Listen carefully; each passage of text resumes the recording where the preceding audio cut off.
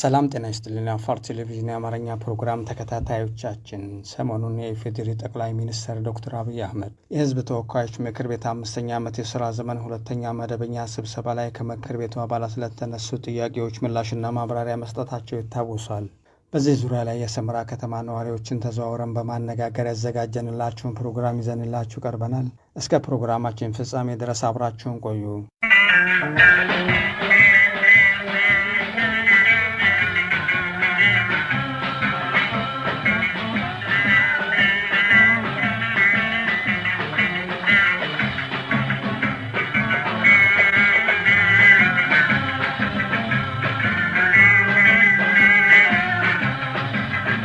ጠቅላይ ሚኒስትር ዶክተር አብይ አህመድ በሀገራዊ ፖለቲካዊ፣ ማህበራዊና ኢኮኖሚያዊ ጉዳዮች ዙሪያ ለምክር ቤቱ ከሰጡት ሰፊ ማብራሪያ ውስጥ የቀይ ባህር ጉዳይና መጪው ብሔራዊ ምርጫ ይገኝበታል።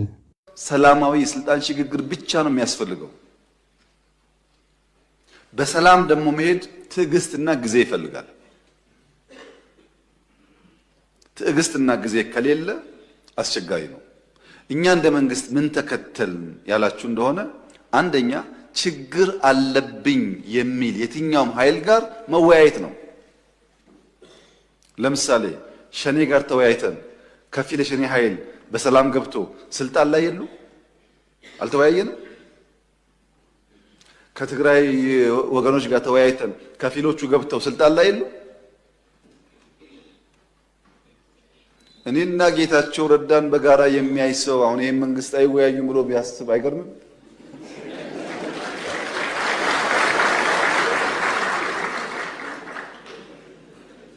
ሰው ሊስት ይችላል። የግል ጉዳይ አይደለም። በእኔና በኤክስ በእኔና በዋይ መካከል የግል ጉዳይ አይደለም፣ የሀገር ጉዳይ ነው። በሀገር ፍላጎት እስከተግባባን ድረስ የግሉን ቸል ማለት ያስፈልጋል ብለን ስለምናምን ነው እንጂ የለም እኮ እንደዚህ አይነት ባህል። አሁን እኛ የምናደርገው ባህል እኮ አናውቀውም። ካሸነፍክ ነው። መወያየት ያስፈልጋል። ሸኔዎቹ ጋስ የአማራውም ሸኔ የኦሮሚያውም ሸኔ የአማራውም ሸለቆ አባይ የኦሮሚያውም ሸለቆ አባይ ተወያይቶ የመጣውን ተቀብለናል። ተላላኪ ናቸው እነዚህ፣ ዓላማ የላቸውም። ታገልኩለት የሚሉትን ህዝብ እየገደሉ ልማት እያደናቀፉ ማዳበሪያ እንዲሄድ እያደረጉ ታገልኩልህ ማለት ምን ማለት እንደሆነ እናንተ አስቡት። እኛ አሁንም ክፍት ነው ለመወያየት። ማንም ሰው በሰላማዊ መንገድ ህግና ስርዓት አክብሮ ይመጣ ከሆነ ለመታረቅ አይደለም አብረን ለመስራት ዝግጁ ነን። አሳይተናል 2-3 ጊዜ። ገና እኮ ይሄ ለውጥ መጥቶ በማግስቱ ሁላችሁም ግቡ አይደል እንዴ ያልነው? ማን ቀረ ከዓለም? ሁሉም ገቡ እኮ። ከገቡት ውስጥ ልብ የገዙት እድሜያቸው የገባቸው ሰክነው እየሰሩ ነው። አንዳንድ ፍላጎቶች አሉ። እንትን ቦታ ወረዳ ላይ 3 ሽፍታ ስላለ ምርጫ አይካሄድም፣ እዛ ቦታ ኤርትራ ምርጫ ባይደረግ እያለች ስለሆነ ምርጫ አይደረግም ምናምን ብሎ የሚያስቡ ሰዎች አሉ። ምርጫ ይደረጋል። ምርጫ ለማድረግ ደግሞ መንግስት በቂ አቅም አለው። ምርጫ እንደ ውይይት ነው፣ የፍላጎት ጉዳይ ነው። ሀሳብ አለኝ ፈልጋለሁ ያለ ሰው መሳተፍ ይችላል። እርግጠኛ ሆኜ የምነግራችሁ 6ኛው ሀገራዊ ምርጫ እስካሁን ከነበረ ምርጫ የተሻለ ነው። ድፍን ኢትዮጵያ ሕዝብ ያውቀዋል። 7ኛው ደግሞ ይሻላል። ይሄ ምክር ቤትም አሁን ያለው መልክ አይኖረውም ብዬ ነው ያስባለሁ። ብዙ ድምጾች የሚገቡበት እንደሚሆን ተስፋ አደርጋለሁ። ያ ያስፈልጋል። ዴሞክራሲያዊ ምርጫ ማካሄድ አለብን። ሌላ ድምጽ ለመስማት ኦፕን መሆን አለብን። እንደ መንግስትም እንደ ፓርቲም አማራጭ ድምጾች የሌሉበት ምክር ቤት አይፈይድም፣ አይጠቅመንም። ያ እንደተጠበቀ ሆኖ እነሱ ሱፋቸው ስላልታጠበ ስላልተተኮሰ ምርጫ የሚቀር የሚመስላቸው ሰዎች ደግሞ ሞኞች ናቸው። እንደዛ አይደለም። ምርጫ ይካሄዳል እና ምርጫ ሳይደረግ ቀርቶ በማግስቱ ለጅትሜት አለ መንግስት የሽግግር መንግስት እንላለን ብለው የሚቃዡ ቅዠታሞች አሉ። ግን እንደዛ አይደለም። ምርጫ ይካሄዳል። ጊዜ እንዳያመልጣችሁ።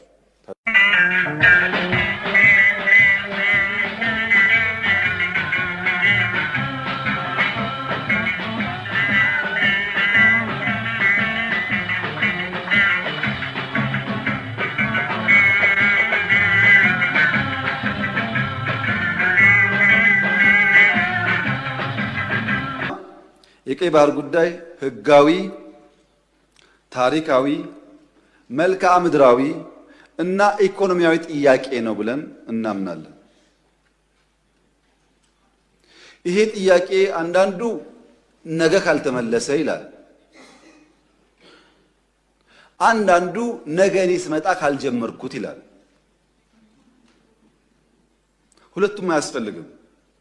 ቀይ ባህርን ኢትዮጵያ ለማጣት 30 ዓመት ከዚያ በላይ የወሰደ ትግል ነበር። ታውቃላችሁ።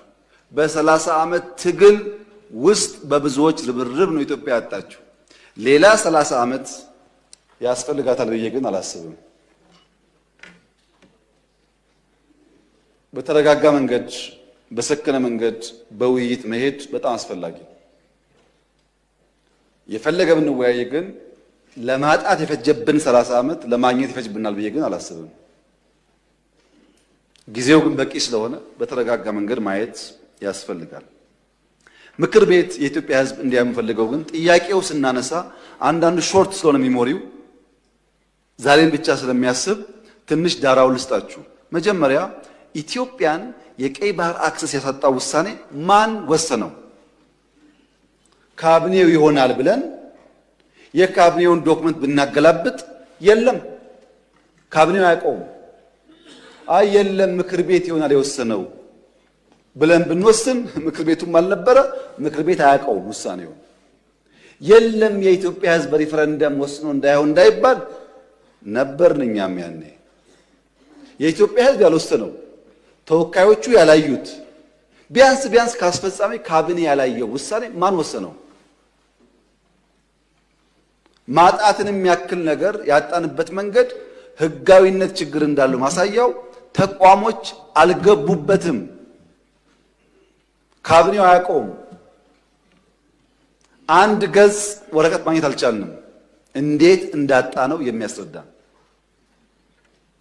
እና ህዝብ የማያውቀው፣ ፓርላማ የማያውቀው፣ ካቢኔ የማያውቀው የኢትዮጵያን የባህር አክሰስ ውሳኔ የሚያሳጣ ነገር የወሰነው ማን ነው የሚል ጥያቄ ማንሳት እንዴት ስህተት ሊሆን ይችላል?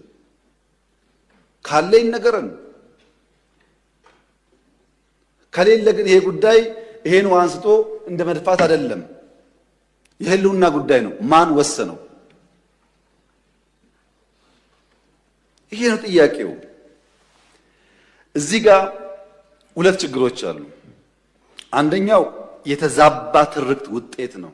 የሚገባንን መጠየቅ ነውር አድርጎ የሚያስብ የሚገባንን ማንሳት ትክክል አይደለም ብሎ የሚያስብ እሳቤ፣ ይሄ ደግሞ የትርክቱ ውጤት ነው። ግን ለእናንተ ለማስታወስ እንዲሆናችሁ ከግጭቱ በኋላ በኢትዮጵያና ኤርትራ መካከል ሰላም ሲፈጠር መጀመሪያ እኔ ወደ አስመራ ተጉዤ በኋላ የኤርትራው ፕሬዝዳንት ወደ ኢትዮጵያ ሲመጡ የመጀመሪያው መድረክ ያደረግነው ሚሊኒየም አዳራሽ ነው። ብዙ ህዝብ አለበት። በላይቭ ቲቪ ሁላችሁ ወይ ነበራችሁ ወይ ሰምታችኋል።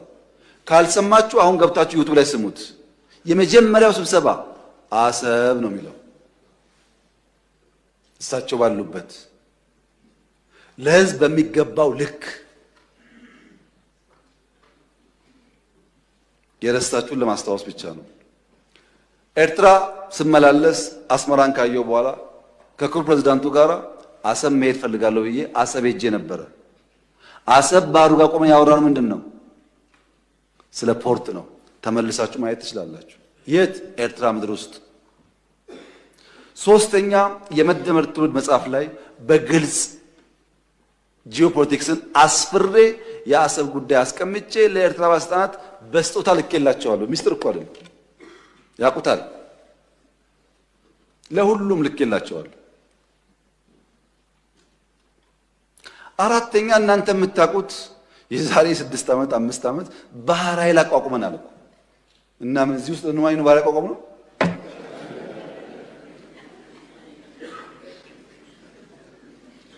ለምን ሰዎች ይሄን ደምሮ ማየት እንደሚቸገሩ አይገባኝም። ኢትዮጵያ ቀይ ባህር እንደሚያስፈልጋት ከለውጡ በፊትም እናምን ነበር፣ እንናገር ነበር። ያኔ መደመጥ አንችልም።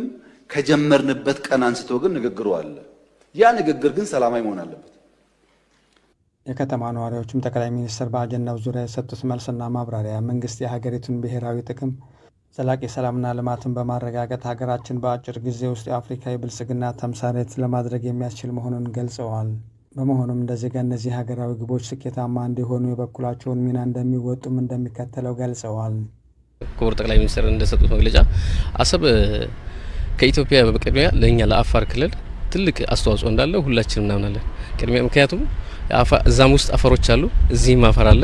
በአጠቃላይ በተለይ ከኢትዮጵያ ቅርብ ወደብ ተጠቃሚ የምንሆነው የኛ ክልል ነው። ስለዚህ እኔ እንደ ዜጋ ሆኜ ስመለከት በጣም ደስተኛ ነኝ። ጥሩ ነው ብዬ አመለካከቴ። እኛ ከመንግስት ጎን በሚያስፈልገው ጥሪያ ላይ ከመንግስታችን ጎን ሆነን ሬዲ ሆነን መጠበቅ ያለብን። ምክንያቱም ወደቡ ጥያቄ የለውም ብያለሁ። አንድ ወደብ ነው ያለን። እንደ ሀገር እስከ ዛሬ ድረስ ይሄ አለመነሳቱ ጨቁኖ ግዛ ስለነበረ ነው እንጂ እኛ አሁን ተነሱ በሚለን ሰዓት ማህበረሰቡን በለው ሴቱን በለው ወጣቱን በለው መነሳት ግዴታችን ነው። ስለዚህ ሬዲ ነን ነው የምለው። የዲሞክራሲ መንግስት መለኪያው መስፈርት ነው፣ በጊዜው በካላንደር መጠቀሙ ማለት ነው። ምክንያቱም አንድ ሀገር ዲሞክራሲ ነው ብለህ ለምታስበው ሀገር ላይ ምርጫ እነዚህ ሀገር አቀፍ የሚያንቀሳቅሱ ምርጫዎችን ካላንደርን ጠብቆ ማስመረጡ ይሄ ድርድር የለው ነው። እኛም የምንሰራውን ስራ በህዝቡ ዘንድ ተቀባይነት እንዲኖር በወቅቱ የሚያደርጉት ምርጫ በጣም ተቀባይነት አለው ብዬ ነው ማለት ነው። ከህብረተሰቡ ሁላችንም የኔ ነው ብለን ባለንበት አካባቢ ላይ የሰላም እንቅስቃሴ ሆነ የተለያዩ አንዳንድ ዋልታ ረገጥ የሚያራምዱ ሰዎች ይኖራሉ። እነዛን ሰዎች የተለያየ አቅጣጫ የአመለካከት አቅጣጫ ያለባቸውን ሰዎች እንደዚህ የተሳሳተ አመለካከት ስለሚኖርባቸው እነሱን ሸፕ የማስደረግ ስራ ሁሉም ባለቤትነት ህዝቡ መስራት አለበት አለ።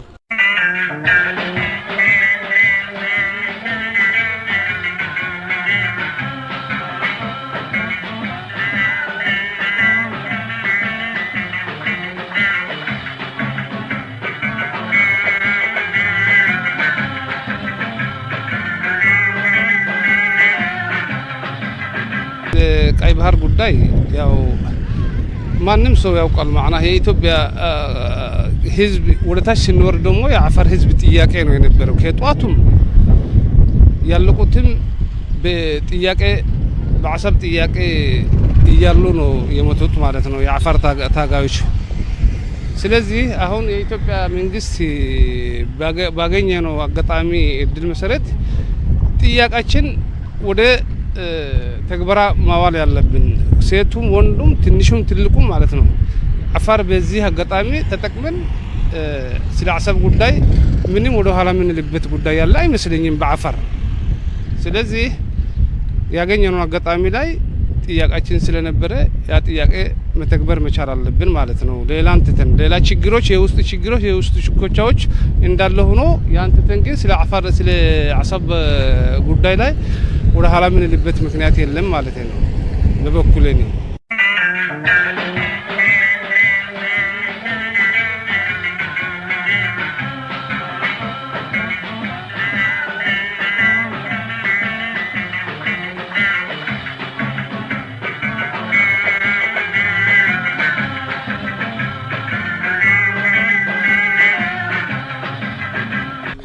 እንደማ አፋር ማህበረሰብ ወላሂ አፋር የተጨቆነ ነበረ። መጀመሪያ ይህንን ሲያነሳ ከተደሰቱ ሰዎችን አንዱ ነኝ። ለምን እንኳን የኢትዮጵያ ህዝብ አግዞን አይደለም እኛ ራሳችን ማለት ነው ይህንን ባህራችን የራሳችን ሀብታችን ለመመለስ ማለት ነው እየሞትንበት ነበር። አሁንም እንሞትበታለን። ወላኪን አሁን ግን የኢትዮጵያ ወንድም እንኳን አግኝተን አይደለም ሳናገኝም ይሄ ራሱ መጠየቁ ራሱ እንደዚህ አድርጎ እኛ ጋር ሆኖ መጠየቁ ማለት ነው አንድ ላይ አፋር ላይ መጨመሩ ከአፋር በላይ ደስታና ብርሃን ነገር የለም ማለት ነው። ይሄ የተቆራረጠ አፋር አንድ ላይ ማድረጉ ማለት ነው ለአፋር ህዝብ ማለት ነው ትልቁ ውለታ ማለት ነው እስከ መጨረሻ እስከ ልጅ ልጃችን የማይረሳ ታሪክ ነው። በጣም ነው ያስደስተን። ከዚህ በላይ ደስታ የለም። እንኳን የኢትዮጵያ ወንድም አግዞን አይደለም ሳያግዘን አፋር ራሱ እኛ የምንለው በዘፈናችን በምናችን እጉጉሞ ራሱ ማለት ነው አሰበድኒም ብለን ስንዘፍን ስንቆዝም የነበረ አባይ ሄዶ ብሎ ከቆዞማ እንዳስቀረው ኢንሻአላህ እኛም ደግሞ ማለት ነው አሰበድኒም ብለን የምንቆዝመው በአብይ ሰዓት ይፈተልንክና ምንም አይነት ጥርጥር የለንም። ሞቶ ኮሞቶ የአፋር ህዝብ ቆዞማው ማለት ነው ወደ ደስታ ይቀይረዋል ማለት ነው። ልክ አሰብ ሲከፈት ማለት ነው የኛ ብር ማለት ነው ትልቅ ነበርና አሁንም ትልቅ የምንሆነው ማለት ነው ይሄ በር ሲከፈት ማለት ነው በኢኮኖሚ ያለ ምንም ጥርጥር ማለት ነው ኢትዮጵያ እንኪና ከአፍሪካ አንደኛ የምትሆንበት መንገድ ዋናውና ዋነኛና የህይወታችን ጉዳይ ነው ሲል ትክክል ነው ማለት ነው። እኔ በጣም ነው የምደግፈው።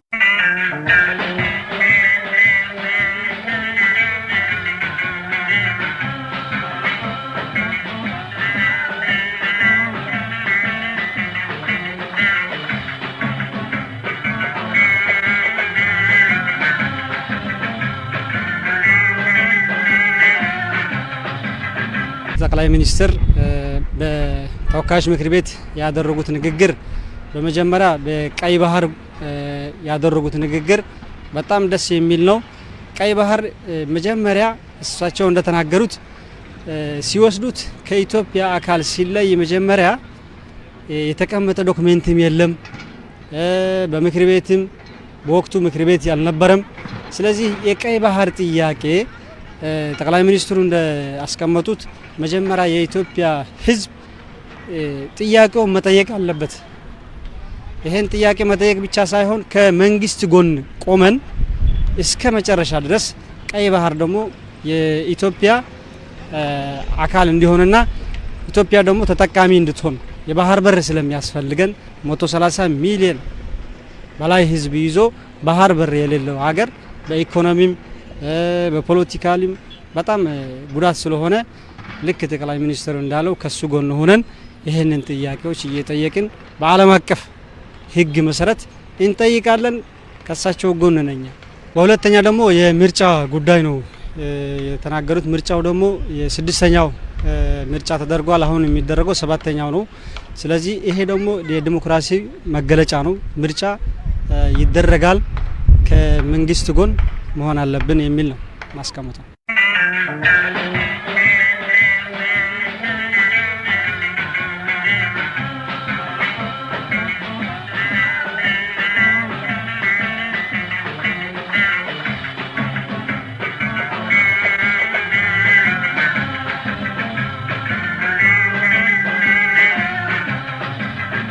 ወደብ ጉዳይ የኢትዮጵያ የህልውና ጉዳይ ነው።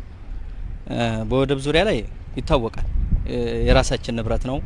የኢትዮጵያ ህዝብና ተወካዮች ምክር ቤት በማያውቀው መልኩ ነው ወደባችንን ያጣ ነው። ስለዚህ በዛ መሰረት ወደባችንን በፍቅርም ከሆነ በፍቅር እንዲመልሱ እናደርጋለን፣ ወይ በፍቅር ካልሆነ ደግሞ አስፈላጊውን ህጋዊ እርምጃ ወስደንም ቢሆን ከመንግስትና ህዝብ ጎን ሆነን ንብረታችንን እናስመልሳለን። ይሄ የራሳችን ንብረት ነው። እስከዛሬ ያለፉት መንግስታቶች በማወቅም ይሁን ባለማወቅም ይሁን ወደብን አገር ማሳጥተውናል። ያሁኑ ጄኔሬሽን ደግሞ የሚታለፍ ጄኔሬሽን አይደለም። ህግና ህግን ተከትሎ የሚሄድ ጄኔሬሽን ነው። ስለዚህ ወደብ ያስፈልጋል። 120 ሚሊዮን ህዝብ ያለ ወደብ መቅረት ማለት ይሄ ፌር አይደለም፣ ፌር አይደለም። ምክንያቱም የራሳችን ንብረት በሆነው ነው። 2-3 ወደብ ነበር አጥተናል። ወደብ ያለ ወደብ ቀርተናል። ያለ ወደብ ደግሞ ንብረታቸውን ቅሩ የሚል ማንኛውም አካል ካለ ይሄን እንጋፈጣለን። ዓለም አቀፍ ህግም ቢሆንም ያለ ወደብ ቅሩ የሚል ህግ የለምና ነው። የራሳቸውን ንብረት ራሳችን ማስከበር የራሳችን ኃላፊነት ነው። የኢትዮጵያ ህዝብ ጉዳይ ነው። ይሄ የህልውና ጉዳይ ስለሆነ ነው የወደብ ጉዳይ ማለት ነው። ማንኛውም በዚህ ጉዳይ ላይ አንደራደርም። ከመንግስትም ህዝብም ሆነ መስዋዕትም ከፍለን ንብረታችንን እናስመልሳለን የሚለው አሳሰብ ነው ያለኝ ነኝ። ምርጫ የራሱ የምርጫ ቦርድ ህግ አለው። በዛ ህግ መሰረት ነው የምንሄደው። ምርጫ ግዴታ ምርጫ መደረግ አለበት፣ ግዴታ ነው። ማንኛውም ሀገር ያለ ምርጫ ያለ ዲሞክራሲ የሚሆን ነገር ስለሌለ ምርጫ ቦርድ ባዘዘን መሰረት እኛም የምንዘጋጀው ነገር ተዘጋጅተን ምርጫውን ማካሄድ ይሄ ግዴታ ነው ብዬ አምናለሁኝ። አንደኛ ከህብረተሰቡ የሚጠበቀው መጀመሪያ ሰላምን ማስከበር። ሰላምን ካስጠበቀን በኋላ የውስጥ ሰላምን ካረጋጋን በኋላ ከዛ በኋላ ከውጭ የሚመጣው ጠላት እኛን የሚያሸንፈን ነገር የለም። እኛ የውስጥ ሰላም ብቻ ማግኘት ነው የምንፈልገው። ይሄ ደግሞ የኢትዮጵያ ህዝብ ከጎን መሆን አለበት፣ ግዴታ ነው። ይሄ የሀገር ጉዳይ ነው፣ የህልውና ጉዳይ ነው። አንድ ሰው በአይዲዮሎጂ ሊለያይ ይችላል፣ በሀሳብ ሊለያይ ይችላል። ያንን ሀሳብ በውይይት በሽማግሌም ሆነ በምንም ሆነ ፈተን ንብረታችንን የምናስመልስበትን መንገድ አንድ ሆነን ንብረታችንን የምናስመልስበትን መንገድ ማመቻቸት ነው ያለብን ብዬ አምናለሁኝ። አመሰግናለሁ። ተመልካቾቻችን አዘጋጅተን ያቀረብንላችሁ ፕሮግራም እዚህ ላይ ያበቃል።